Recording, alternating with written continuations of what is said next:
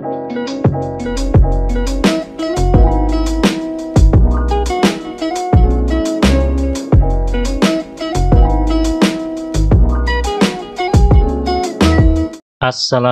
warahmatullahi wabarakatuh. Kembali lagi di channel Teacher Corner. Oke teman-teman, kali ini kita akan membahas satu kisi-kisi materi SKB dosen, yaitu prinsip-prinsip pembelajaran. Oke, semoga kali ini teman-teman semua dalam keadaan sehat. Yang sedang sakit semoga segera disembuhkan, dan yang sedang menghadapi masalah semoga segera diangkat masalahnya, dan semoga teman-teman yang sedang berjuang memperjuangkan NIP untuk tahun ini semoga bisa lolos dan menjadi dosen CPNS. Oke, tanpa perlu berpanjang lebar, malah kita langsung. Oke, kali ini saya akan sedikit menjelaskan tentang materi dasarnya. Setelah itu baru kita akan membahas soal-soal. Karena nanti ketika langsung membahas soal, maka mungkin ada beberapa teman yang belum pernah membahas materi ini akan sedikit kebingungan. Tapi bagi teman-teman yang mau langsung ke pembahasan soal, bisa dilompat menjelang menit-menit pembahasan soal di akhir nanti ya.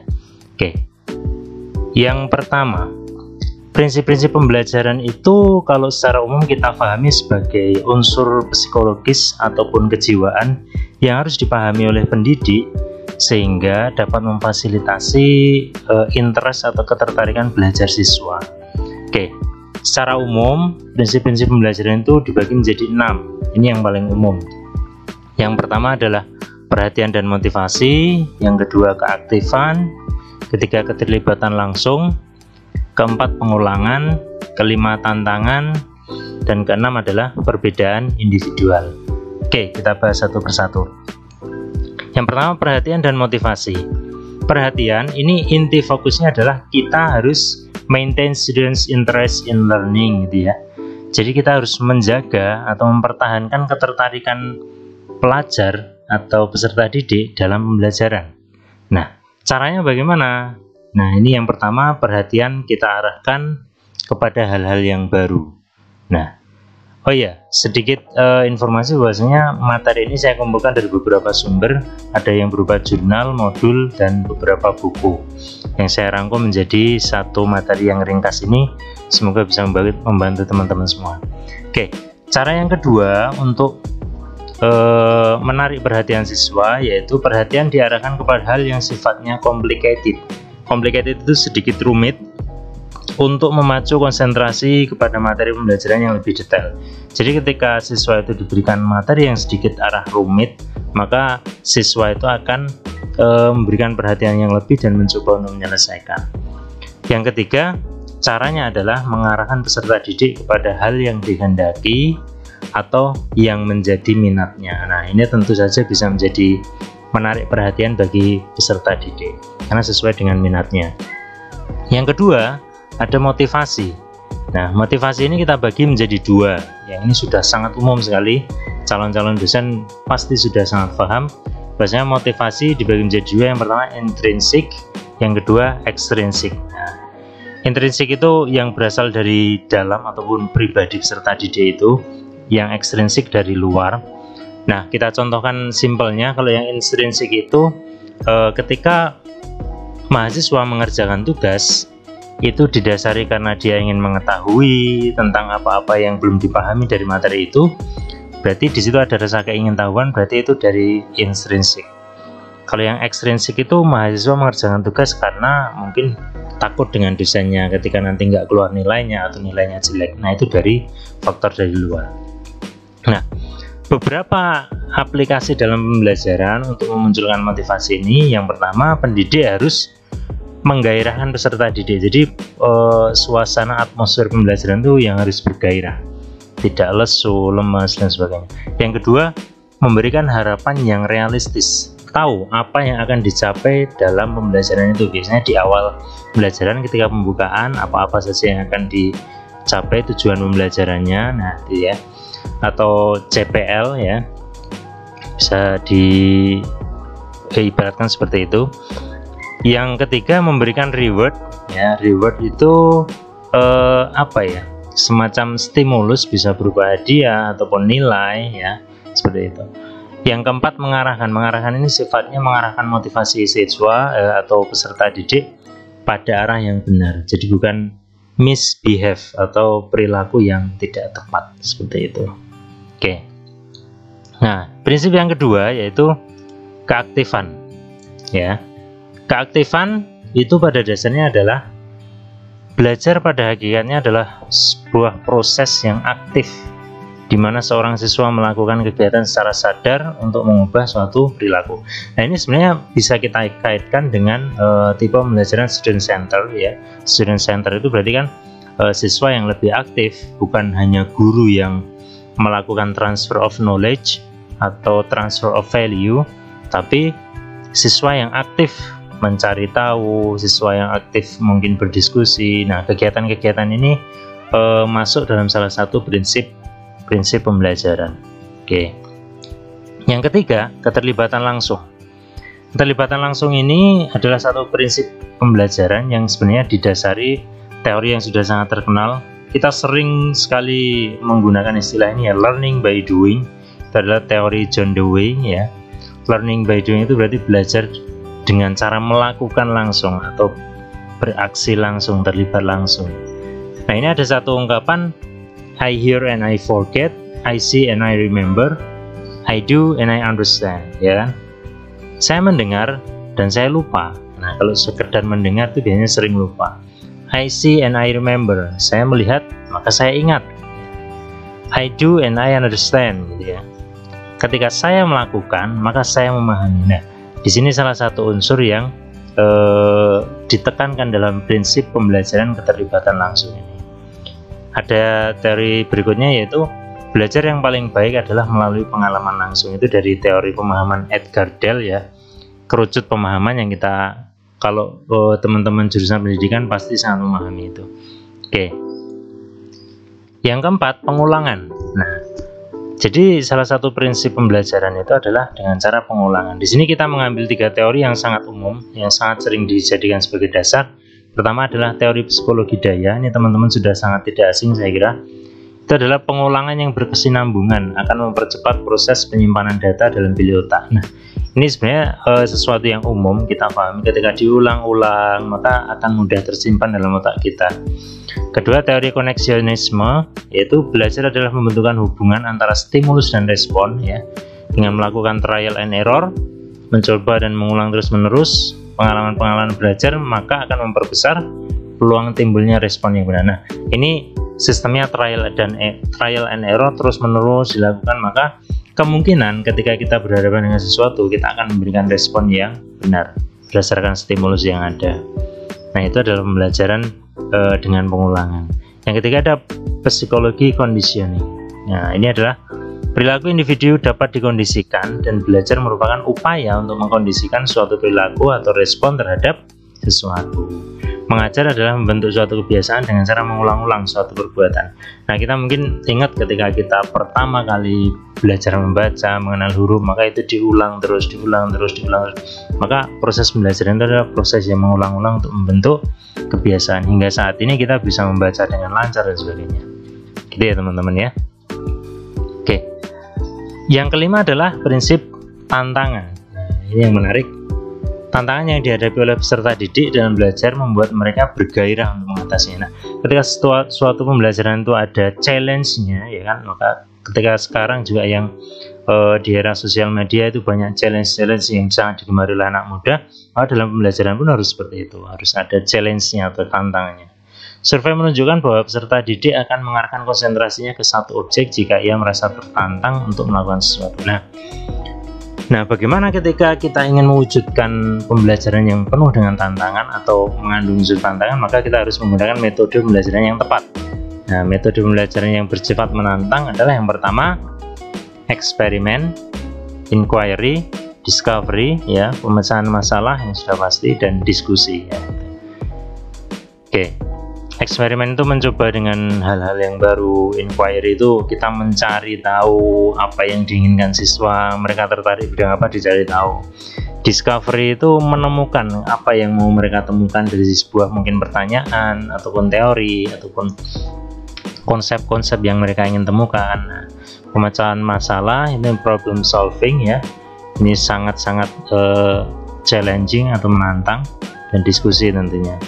Oke. Yang terakhir, prinsip pembelajaran yaitu perbedaan individual. Ya. Siswa memiliki beberapa tipe atau sifat. Ya.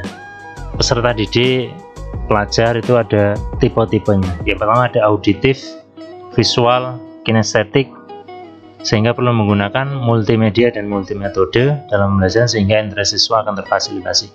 Auditif itu mereka mungkin sangat nyaman dengan pembelajaran yang bersifat mungkin recording sound ya, atau rekaman suara. Terus visual yaitu yang berkaitan dengan apa yang mereka lihat, itu mungkin lebih mudah mereka untuk menyerap. Kinestetik berkaitan dengan gerak-gerak, mungkin mereka adalah pembelajar yang aktif. Nah, maka dari itu untuk memfasilitasi seluruh siswa dengan tipe yang berbeda-beda, maka kita calon dosen atau pendidik itu akan harus menggunakan multimedia dan multimetode supaya terfasilitasi. Yang selanjutnya, guru harus memahami hal yang berpengaruh pada pembelajaran siswa, baik secara internal, psikologis belajar, atau secara eksternal, itu lingkungan dan desain pembelajaran. Nah, itu dia. Kita harus memahami tentang itu. Oke, kita masuk ke contoh soal ya. Oke, mungkin teman-teman ada yang sudah sangat paham, it's okay, sangat bagus. Semoga nanti SKB-nya dimudahkan, mendapat skor tertinggi dan lolos jadi dosen. Dan bagi yang belum, tidak perlu patah semangat, kita belajar bersama-sama. Semoga dengan kita membaca, rajin bahas soal, rajin mengikuti beberapa channel pembahasan materi, kita bisa mendapatkan insight baru, knowledge yang semakin bertambah, gitu ya. Oke, soal pertama, seorang dosen memiliki beberapa inisiatif kegiatan pembelajaran guna mewujudkan proses pembelajaran yang baik. Beberapa inisiatif pembelajaran tersebut berkaitan dengan kegiatan yang mengandung unsur menggairahkan peserta didik, memberikan harapan yang realistis, memberi reward, dan bersifat mengarahkan. Unsur tersebut merupakan salah satu tindakan yang dapat dilakukan untuk mewujudkan salah satu prinsip-prinsip pembelajaran, yaitu prinsip, yang A itu prinsip perhatian, B prinsip motivasi, C prinsip tantangan, D prinsip perbedaan individu. Nah, kira-kira mana teman-teman jawabannya? Oke, sangat tepat. Itu adalah motivasi. Ya, yang pertama tadi menggairahkan ya, memberi harapan yang realistis, tujuan belajarannya apa. Ada reward, nah ini yang sangat jelas nih, reward ini ya. Oke, kita lanjut soal kedua. Oke, prinsip-prinsip pembelajaran merupakan salah satu prinsip yang harus dikuasai oleh seorang pendidik. Hal ini bertujuan agar prinsip tersebut dapat diterapkan dalam proses pembelajaran. Salah satu prinsip pembelajaran adalah perhatian. Wujud implementasi prinsip perhatian dalam pembelajaran yang tepat adalah kecuali. Nah, kalau ada kecuali, itu berarti yang tidak benar ataupun yang salahnya yang dicari ya. Dari A, B, C, D ini ada yang benar, ada yang salah, maka kita cari yang salah kalau ada kecualinya ya. A, perhatian diarahkan kepada hal yang baru. Nah, sesuai materi tadi, oh ini sepertinya benar. Hal-hal baru itu sangat menarik perhatian siswa. B, perhatian diarahkan kepada hal yang sifatnya complicated. Nah, ini tadi sedikit rumit ya, untuk memacu konsentrasi kepada materi pembelajaran yang lebih detail. Oke, ini benar. C, mengarahkan peserta didik kepada hal-hal yang dikehendaki atau menjadi minatnya. Nah, ini yang sesuai dengan kehendak, sesuai dengan minatnya, pasti itu menarik perhatian siswa. D, perhatian diarahkan agar fokus pada teks materi pembelajaran yang disediakan oleh guru. Nah, ini adalah yang kurang tepat, adalah jawaban yang D. Maka jawabannya kecuali yang D. Oke, kita lanjut. Prinsip-prinsip pembelajaran berkaitan dengan beberapa teori yang menjadi dasar pada prinsip-prinsip tersebut. Nah, salah satu teori menyatakan bahwa pengulangan yang berkesinambungan akan mempercepat proses penyimpanan data dalam bilik otak. Teori tersebut adalah, nah ini tadi sudah kita bahas ya. A, apakah teori psikologi conditioning, B, teori koneksionisme, teori psikologi daya, atau teori kerucut pemahaman Edgar Dale. Mana teman-teman? Oke, tepat sekali. Itu adalah teori psikologi daya. Nomor 4. Pemilihan metode pembelajaran yang tepat adalah salah satu kunci sukses terwujudnya pembelajaran yang efektif. Guna mewujudkan prinsip pembelajaran yang berupa tantangan, maka pilihan beberapa metode pembelajaran yang tepat adalah A. Eksperimen, inquiry, discovery, pemecahan masalah, dan diskusi. Oke. Eksperimen menantang, inquiry menemukan, discovery juga menemukan, mencari dan menemukan ya. Pemecahan masalah sudah pasti menantang, diskusi sudah pasti menantang. Kita simpan dulu. Yang B, eksperimen, inquiry, discovery, ceramah. Nah, ceramah ini menantang nggak teman-teman? Ini tidak masuk dalam kategori metode pembelajaran yang menantang. Ini kurang tepat yang B. C, resitasi itu adalah meresum atau mensitasi ulang atau merangkum ya. Nah, ini tentu kurang menantang ya. Inquiry, discovery, pemecahan masalah, dan diskusi. Yang kurang tepat di sini adalah yang resitasi. Demonstrasi ini pada hakikatnya juga termasuk kategori yang menantang. Inquiry, discovery, pemecahan masalah, dan resitasi. Resitasinya yang kurang tepat. Berarti jawaban yang paling tepat adalah yang A. Nomor 5, terakhir ya.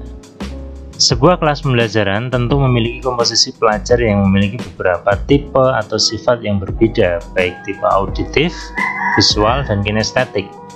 Untuk memfasilitasi berbagai tipe atau sifat pelajar yang berbeda, maka yang harus dilakukan oleh pendidik adalah yang pertama, A. Menggunakan bahasa yang sederhana dan mudah difahami. Ini seolah-olah benar. B. Menggunakan sajian gambar berupa grafis agar sesuai dengan interest pelajar saat ini. Ini juga seolah-olah benar. C. Menggunakan multimedia dan multimetode agar interaksi siswa terfasilitasi. Kita keep dulu. D. Menggunakan desain PowerPoint yang atraktif agar pelajar tidak merasa bosan. Nah, kita ketika memahami soal maka harus fokus pada intinya. Yang ditanyakan itu adalah apa? Kita sebagai pendidik diminta untuk mengatasi beberapa tipe perbedaan pada siswa kita, yaitu ada auditif, visual, dan kinestetik.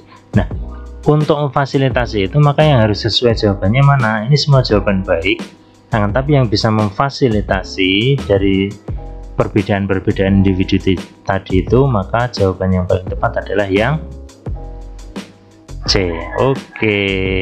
Gitu ya teman-teman. Nah, mungkin itu tadi pembahasan materi sedikit dan pembahasan soal. Semoga teman-teman bisa memahami dan semoga Allah mudahkan untuk tes SKB-nya nanti, dan semoga memberikan nilai yang terbaik dan teman-teman bisa lolos sebagai dosen CPNS. Amin. Semoga lolos tahun ini ya. Jangan lupa untuk subscribe supaya nanti kita semakin semangat untuk membuat konten-konten yang berkaitan dengan materi SKB, dan bisa juga dinyalakan notifikasinya.